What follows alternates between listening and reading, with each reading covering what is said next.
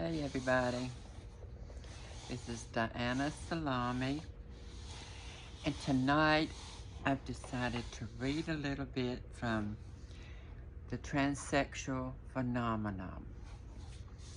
This was our Bible in the olden days. This book was written and published in 1966. Actually, before it was even legal to have transsexual surgery here in the United States. During that time, everybody went overseas to have surgery.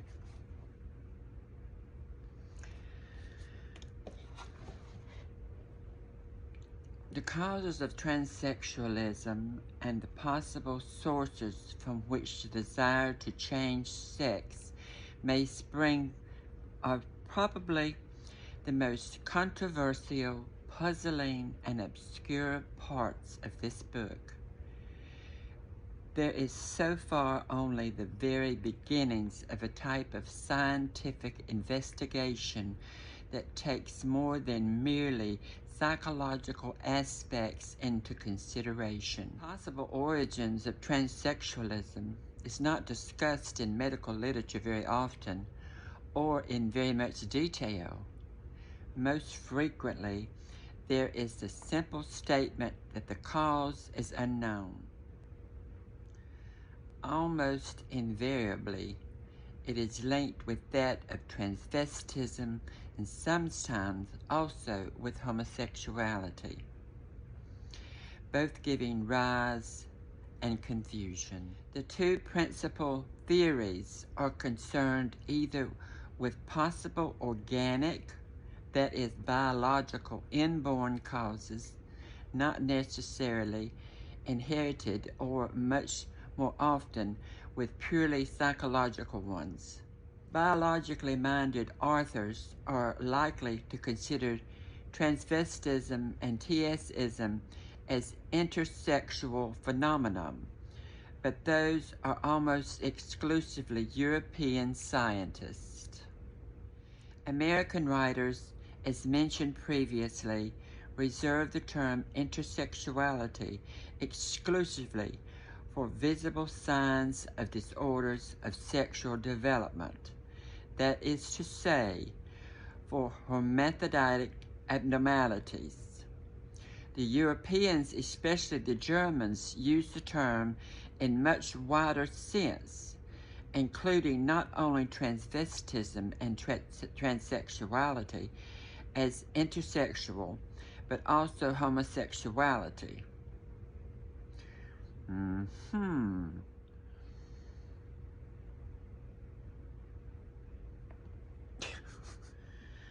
I can't read these names. Among the more modern writers, Helene Strauch and Andrel, S-T-O-U-R-Z-A, Andrel, a Viennese physician, is outstanding in her remarkably adequate book, Sexual Constitution.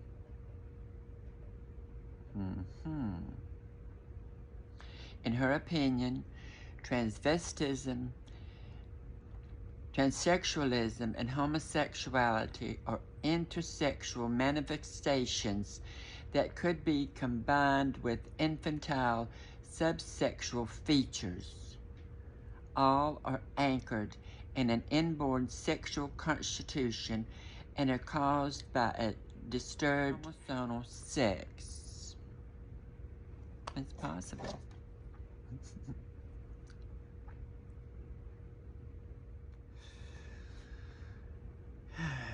Here mention should be made of the researchers of Riddle of Germany, who found that intersexual types of men and women differed from normal types in the measurements of the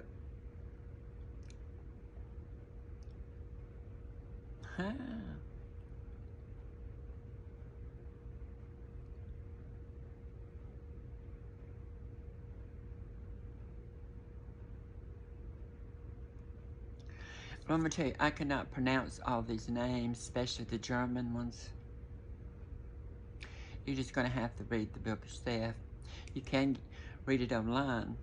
Here, mention should be made of the researches of Riddle of Germany, who found that intersexual types of men and women differed from normal types in the measurements of the pelvic outlet and also in the size and shape of their hands. They claim that in thousands of examinations, he has been able to prove this difference and therefore the existence of constitutional factors in intersexuality to which natural transvestism and transsexualism would belong. In this country, psychology and psychoanalysis still dominate the fields of sexual deviations. Many psychologists, particularly analysts, have little biological background and training. Some seem actually contemptuous of biological facts and persistently overrate psychological data, so much so that a distorted, one-sided picture of the problem under consideration results. Psychiatrists with biological orientation strongly disagree and even decry the exclusive psychosomatic interpretations, but their voice is heard too rarely. Two possible biological sources of transsexualism, and not to forget, this book occupies itself principally with this phenomenon, are the genetic and the endocrine. The genetic sources, no genetic cause has as yet been proven, but you have to remember this is 1966. No genetic causes has yet to be proven for any transsexual manifestation. In a few rare cases of the Klinefelter syndrome being complicated by transsexualism or vice versa, the usual genetic fault was found, the patient showing 47 chromosomes instead of the 46, with a chromosomal constellation of XXY instead of XY. At the same time, there were the usual clinical findings. All transsexual patients without complicating disorders so far reported showed a normal chromosomal sex. That was just the ones in his study. Let us remember, however, that genetics is still a young science, and our investigating methods may still be rather crude compared to possible future methods. He was such a smart man.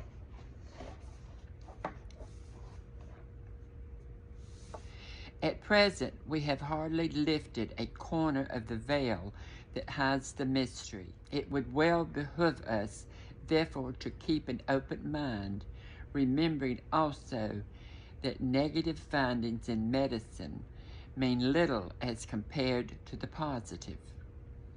The absence of findings does not negate their possible existence.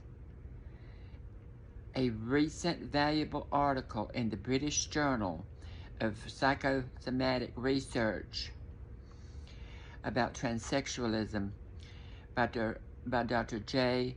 Hoeing and J.B.B. Torr reports genetic studies on 13 patients with transsexualism. The author came to these conclusions. None of the patients showed any signs of hermaphroditic or physical abnormalities. No chromosome abnormalities were found.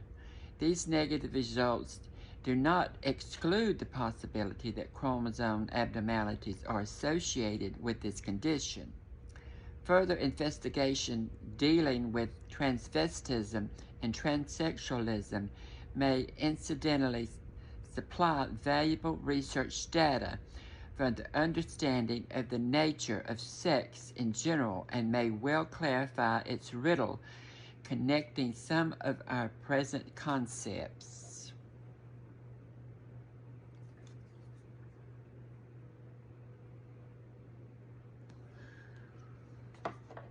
We are still used to speaking of a male when there were testicles and a penis, and a female when there were ovaries and a vagina.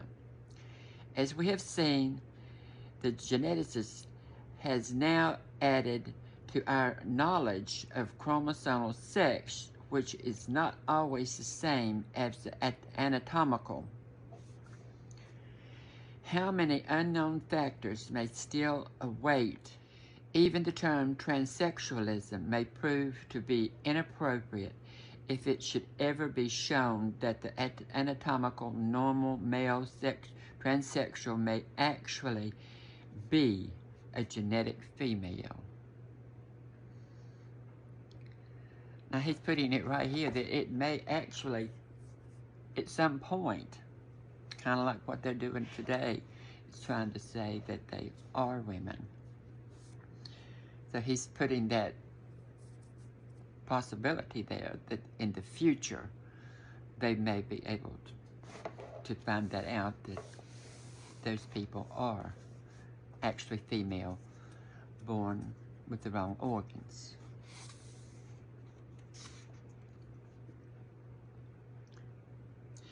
In such event, we would be dealing with a transgenital desire instead of a transsexual.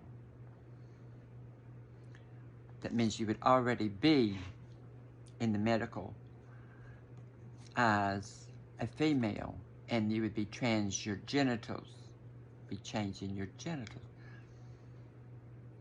A lot of this stuff I haven't read in 50 years, 50 more years. I was 12 when I originally bought a copy of this book. You know, I don't remember all of it. Endocrine sources. A possible endocrine cause of transsexualism has been investigated in a few cases with great thoroughness. Beyond a few suspicious findings, no definite proof is yet to be found.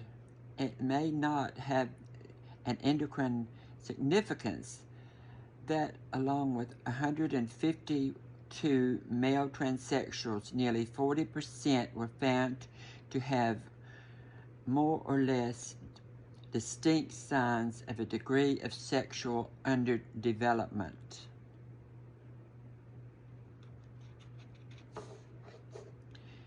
In such a condition, the pituitary as well as the gonads may be at fault, with, of course, an inborn reason behind it.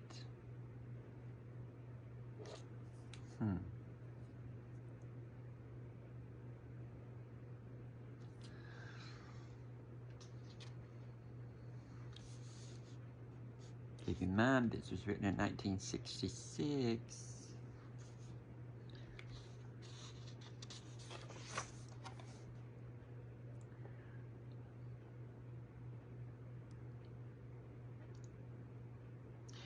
In recent years, evidence has accumulated that hormone medication during pregnancy can have serious consequences for the newborn.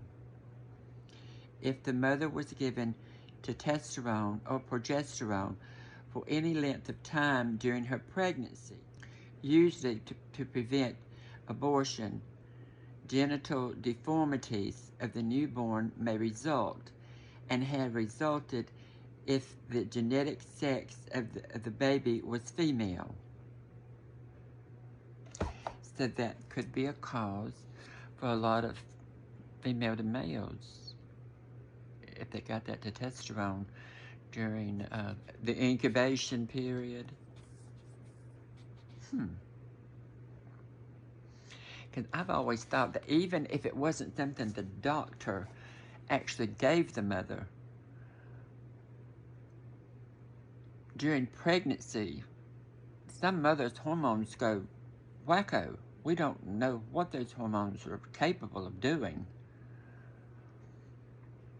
And I've always believed that that was the main cause for transsexuals.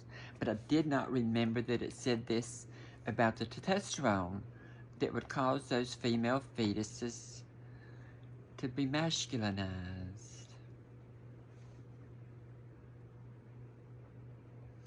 Ta-da, it's like a light goes off in my head.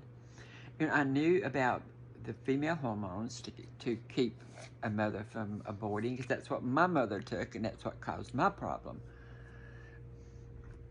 But I did not remember reading that about the female to male. But of course, 55, 60 years ago, I wasn't studying them. I was studying myself. A thought is bound to occur. What if the fetus is a male? It is normally under the influence of the mother's female hormones, her estrogen, for 9 months. Could that, under certain circumstances, interfere with the development so that the maleness of the newborn is repressed? And 2, feminine or underdeveloped infant is born. Maybe the mother's progesterone and her small amount of testosterone could and probably normally do act as a brake, neutralizing the estrogen as a metabolic conversion takes place automatically somewhere in the body. The liver, it says, a question mark. But maybe this does not always happen. Maybe an especially sensitive sex center in that small brain somewhere becomes impaired in its development, either in its structure or in its chemistry by the maternal estrogen. Could that explain why there are so many more male transsexuals, transvestites, and homosexuals than female? A child's brain is different from an adult's. The brain waves do not begin to show an adult pattern until the child is 4 years old or even older. What may be harmless to an adult may be detrimental to a young child. For instance, estrogen.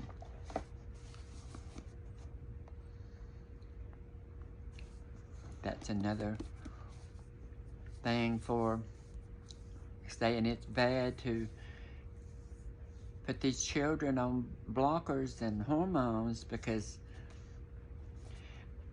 it could do that to the brain. So if it's already been done in fetal, it doesn't need to be done anymore. And if it's been done in fetal, then they can wait until they are older to do anything.